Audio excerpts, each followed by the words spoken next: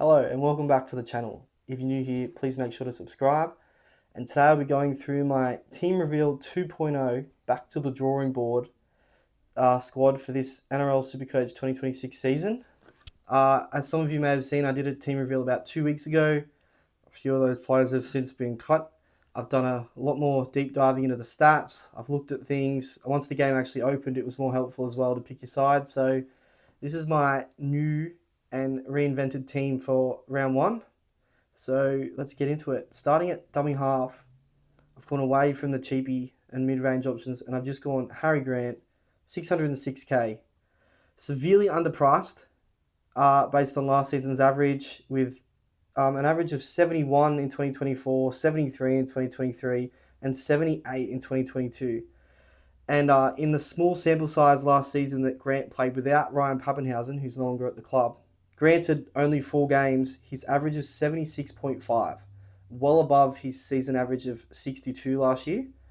With Pappenhausen now gone and Jerome Hughes racing the clock to be fit for round one, I saw in the 167 podcast the other day, he said he's likely to be fit for round one, but come mid-January and he still hasn't started contact work, I'd be a bit concerned whether he's 100% fit to start the season.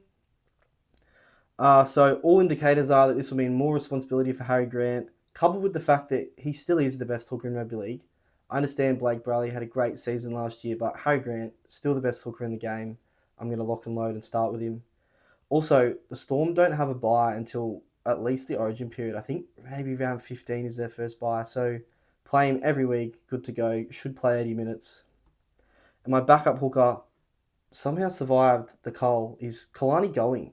Is my backup hooker with the dual hooker 2RF dual.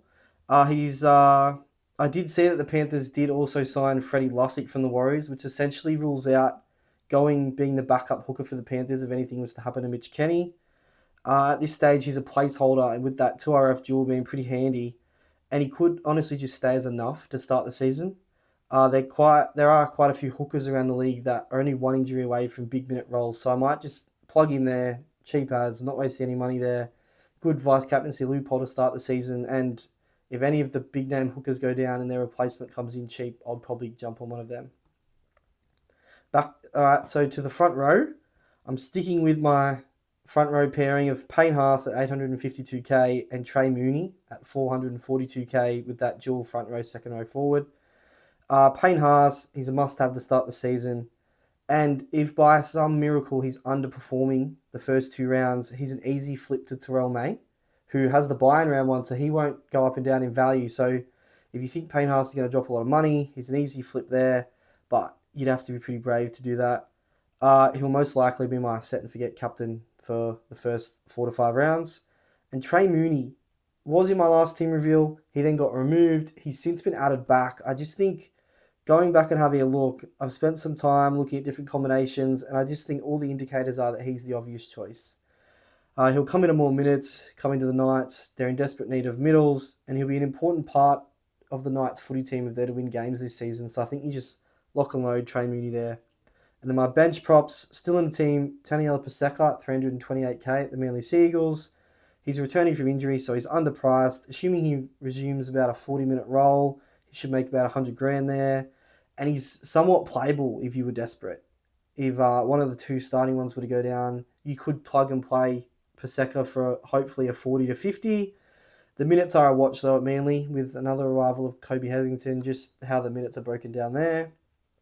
And my 4th front row, I've sort of picked him half he's cheap and half because of his dual, is Curtis Morin at the Titans. He's moving for the Bulldogs this season. He starts very cheap, and he does have a PPM of about 1, so if you can get some minutes off the bench there at the Titans, there's some value to be had. I initially wasn't a big fan, however, with Campbell Gillard leaving and David Fafita leaving, there's minutes there, so if he can impress, he could land hopefully a 40-minute roll off the bench, if not starting. I doubt he'll start, with Tino, Fodawaker and Jolliffe probably starting, but coming off the bench, if he could play a 30 to 40-minute role, he could do a job for me there, and the dual's pretty handy. Going to my second row, first one picked, David Fafita, 485k. Initially, I thought it was a bit risky of a pick. However, as we get close to the season, I think it's just a no-brainer. He's going to line up on the left edge outside Cody Walker. He likely plays at least 55 to 60 minutes a game, particularly to start the year. And you'd be very brave not to own. I take comfort in the fact that I think he's owned by over 60% of super coaches at the time of filming. So we're all riding this ride together. If he goes bad, we're all in the same boat. I think it's too risky not to get on board. My second 2RF, I've gone Jermaine McEwen at 407k at the Knights. Should replace Kai Pearce-Paul on the right edge for the Knights. In 5 80-minute games last season, he was able to average 59 points. So there's definitely value there, close to 200k worth of value, and he should be able to lock down that 80-minute role. And my third starting 2RF is Hamish Stewart at the Dragons at 402k. With Clemmer and DeBellin having left the club, there are minutes there available. In 7 games last season where Stewart played 40 plus minutes, he averaged 56.9 points. Assuming he gets the starting lock role for the Dragons, he should get a minimum 40 minutes a game. So there's clear value there. There's 170k worth of value. Assuming he only gets 40 minutes, if he can get up to 60, he could be averaging 65, hopefully. That's the goal. And so now to my bench 2RFs. My first one, in and out, but I've gone Hillam Lukey at 404k at the Cowboys. With Jeremiah Nanai to miss the start of the season through injury, there's an edge roll there available at the Cowboys, an 80-minute edge roll. Lukey is coming back from over a year out of the game, so there is that injury risk. However, in 2024, he was able to average 52 points in only 59 minutes. Assuming he takes over Nanai's role to start the season, he's severely underpriced by close to 100k, and he could reach well over 600k if he can land that 70 to 80 minute role. He's got attacking upside in him too, and he's a try scorer. He is dependent, however, if he plays outside Tom Dearden. If he plays outside Jackson Purdue, who's predicted to be in the halves, I'm not that interested, and I'll probably look at another direction. My second bench 2RF is Lasati at the Storm at 269k. Somewhat of a placeholder. I'm just looking to get that right edge back row for the Storm, whoever that may be. So I'll be keeping an eye on minutes in the trials, and if it's Lasati, it could be Joe Chan. Either of those, I'll be happy to start with. And my third 2RF, Jack Hetherington, 235k with that front row, second row forward duel. He's the new arrival at the Storm. He's another placeholder at this time. If he can land a starting role or bench spot, assuming they run Tyron Wishart at 14, he could be a handy bench player, particularly with the duel. He could also become a major headache, I understand, and I may flip him to a cheapie if someone else emerges. Now, to the halves, big change here. Starting halfback, I've got Nico Hines at 749k. He started the season red hot last year, averaging 83.7 in the first 3 rounds and scoring a ton in only his 3rd game of the season. The Sharks have a good start to the season this year with 6 of their first 10 games against bottom 9 teams.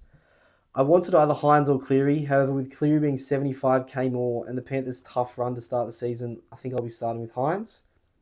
My backup halfback, one of the cheapies of the year, Daniel Atkinson, 235k, will be the Dragons' halfback this season with great job security. They've signed him. They waited a long time to get him. There's no way he's going to get flicked anytime soon. Starts at almost bottom dollar after playing off the bench last year for the Sharks. In 2024, when he was playing 80 minutes in the halves at the Sharks, Atkinson was able to average 45.6, so close to 46 points a game. With 20 points of value there, coupled with the job security, I think he's just a lock in that second halfback spot. Starting 5'8", keeping the same, trusting the process. I've gone Cameron Munster, 682k. Good early draw and a seasoned Supercoach gun. I'll be locking in Munster until at least the origin period. Noting that the Storm, they don't have their first bye till round 15, so you just plug Munster in there, you play him to the origin period, and you assess the position from there. Potentially we get either like a Dylan Brown duel, a Tom Dearden duel, something like that, which would be really helpful. A Jaden Campbell duel would be perfect. And my backup 5'8", the most owned player in Supercoach at the moment, Jonah Pezzett, 235k, arriving at the Eels, and will line up at 5'8" on the left side there, vacated by Dylan Brown. Should be a no-brainer as a long-term investment. However, I think he could be a bit of a slow burn. Although a good NRL player from the small sample size we've seen, this doesn't always translate to Supercoach, so I think people may have higher expectations of Jonah Pezzett than they should. He's going to be a good player, no doubt about it, but I think season average probably won't get over 50. But if Moses was to go down and Pezzett was to pick up a halfback duel plus goal kicking, very valuable. Now into the CTWs, this is the exciting part. First one picked, Jacob Kraz, 746k. A CTW gun when he can stay on the field, and look for Kraz to pump out huge base stats early in the season whilst attacks are still pretty clunky. It is worth noting that the Bulldogs play round 0 in Las Vegas against the Dragons. Could be anything there. And then they've got the round 2 bye, so hopefully that bye may scare a few people off from owning him, and he could be somewhat of a semi-pod to start the season. Second CTW picked Kale Iro, 705k at the Sharks. Another CTW gun who can find the try line as well. He averaged 72 last season with only 3 scores below 60, and he should have a high scoring floor again this season with potential for early tries with the Sharks run, and he's just a base machine. I think, 3 scores under 60 last season. That floor is so high. Lock and load, get him in. My third one picked, my good friend just here, who I've never actually owned in SuperCoach before, and I'm very excited to own him this year. Brian Toto at the Panthers, 598k. He looked to have played last year through injury most of the season, so he didn't really look himself. He's a former CTW gun, who I'm tipping he just had an off season. With his previous averages have been 70 in 2024 and 71 in 2023. The Panthers should start much better than they did last year. They were terrible last year. Weren't winning many games, weren't scoring many tries. So I'm predicting Toa to have a bounce back year this season. And Brian Toa only managed to score 5 tries last season. I predict he'll at least double that to 10, if not more. As the Panthers will... This is the first year in a long time that they're not the reigning premiers. They're no longer the hunted, they're the hunter. So I think Brian Toa, base stats, scoring tries in a good Panthers team, 600k, bargain. Could easily reach 800k in no time. And my fourth starting CT dub, still in the team, is Campbell Graham at 431k. It looks like Campbell Graham will line up on that right wing for the Rabbitohs outside Jack Whiten. He's priced on a 44 average last season. So Graham is undervalued based on previous averages of 69 in 2023 and 63 in 2022. Granted, those seasons he was playing in the centres, so the move to the wing should improve his base stats, and I think at 430k, you haven't got a lot to lose there. And around that price range, the only other player I'm probably interested in is a Sam Stonestreet.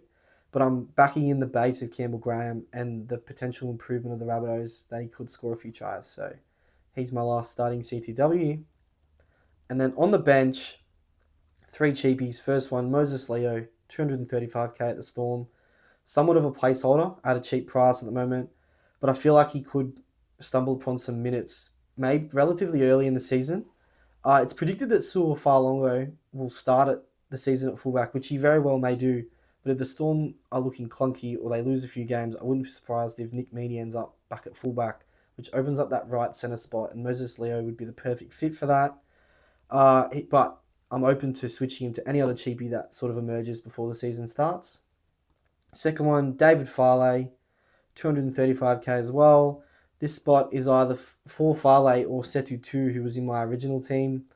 Unlikely both of them will make the team. It's unlikely that any of them may make the team. I know there's been reports that Flanagan said they were training really well and this sort of stuff, but Vegas, big occasion against the Bulldogs, he may just go the tested Sloan and Tuapoloti on the wings. There's also got Nathan Lawson there, so he's got options. But David Farley at the moment looks like he's got his head in front. Fortunately, the Dragons play round 0 in Vegas, so if neither of them are named, you can easily flick them to someone else, and hopefully another cheapie emerges before the start of the season. And my last CT dub, Tom Chester, 216k at the Cowboys, will be a lock in the team. The reports are that he's most likely going to start at centre for the Cowboys, which means Purdue's in the halves.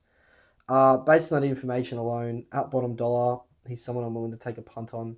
He's only got to create a line break, score a try, and he'll go up in value. He can easily be moved on to any other cheapies that emerge. Now, the position I'm most excited about this season is the fullback one. It's often the most exciting position, but this year particularly with a lot of mid-ranges and the guns being very expensive, it'd be interesting to see whether people pay up for them. So my first one, Kalen Ponga, 607k. Ponga is a previous gun of the fullback position, let's be real. And on his day, he can accumulate points at will. Outside of the Vegas game, the Knights don't play a night game until round 14. So that's daytime footy. That's Kalen Ponga footy. Like, if he's fit and the Knights can get some sort of go for it, I can't see him not averaging at least 70. And there's 100k worth of value there. It is worth keeping an eye on, though, whether Kalen Ponga keeps the goal kicking duties. We're not really sure who's going to start in the halves. It's been reported Dylan Brown's training at 5'8", which means Sandon Smith may be the halfback, and he is quite a good goal kicker. Could take Kalen Ponga's role there, reducing the workload on Ponga. And Ponga has had Liz Frank foot injuries before, so don't know how that affects goal kicking. But if he was to lose the goal kicking, doesn't become very appealing at all. And I'd probably look to move him on to someone probably a bit higher price range there. My backup fullback, no brainer. Keanu Kinney, 495k at the Titans.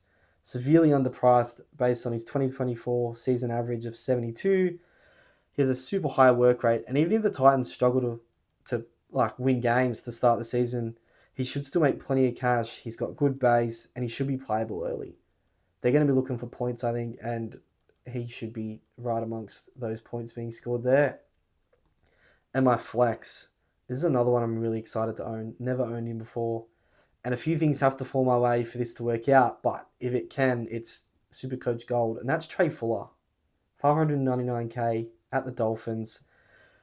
Obviously, some luck needs to happen. There's a big if here. Fuller potentially doesn't even make the team, but reports are that Hammer may move to centre. How that works with Cobbo or Ravi, I'm not really sure. Obviously, Bostock's out to start the season. They've got depth for days there. But if Hammer moves and Fuller goes to fullback, he's a must-have, I think. He averaged 88 in 4 games at fullback last season and 74 in 80-point games in 2024. They're elite fullback stats. Priced at just below a 60 average. He's never averaged below 74. There's 150k with the value there. He could be a good early season play too. When Bostock returns, perhaps there's a reshuffle there. Hammer goes back to fullback. Fuller drops out. So he could be an early season pod who then flip onto hopefully a Teddy's lost some cash. Hopefully a Reece Walsh. Perhaps a Dylan Edwards, a Scott Drinkwater, whoever's sort of firing at the time. A Chomchovovic, if you're so inclined. So Trey Fuller, one I'm really excited to own, and hopefully that comes off. And but that'll obviously be team list dependent. So that is my Team Reveal 2.0. I've gone back to the drawing board. I've rejigged the whole team for you guys, and I've come up with what I think will be my starting team for the start of the year. Obviously, Cheapies to emerge. I'll be doing a minutes watch video for come the trials, and I will probably be doing a video about how many minutes I predict each forward rotation to look like. That's particularly relevant for you Cameron Murray players who are keen on him. I'm not so sure Cam Murray's going to get enough minutes to go up enough in value to add enough value to your team there. I think there's too many mid-ranges in that second row with obviously, especially edge forwards with a lot of upside there. Just Cam Murray straight off the top of the head. There's an Angus Crichton for a little bit more money who way more attacking upside in a very good attacking team. So, but yeah, that video will be coming soon. And that is my Team Reveal 2.0. Be sure to stay tuned for more videos. Please like and subscribe if you haven't. Helps me out. And I'll see you guys next time.